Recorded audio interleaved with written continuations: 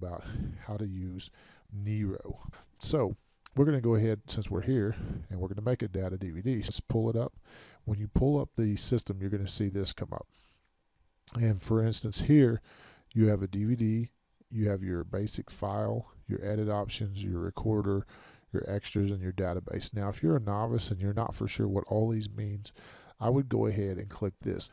Switches to Nero Express, so we're going to do that now. Okay, now that you have Nero Express up, what you're going to want to do is you're going to go over here to the right hand corner of Nero Express, and you're going to want to hit the add button.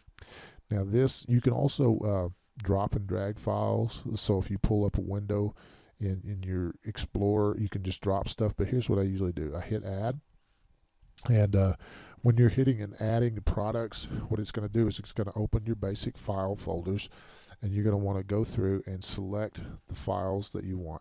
So let's say, for instance, if we go to my documents and we want to do the Christmas songs here, I will pull it, I will say add the file.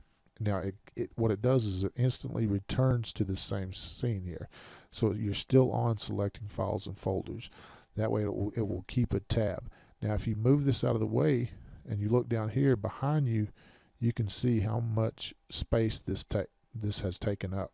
So for instance, if you have put on too much information and it reaches this yellow line, that means you have too much information and you will want to go back and delete certain items.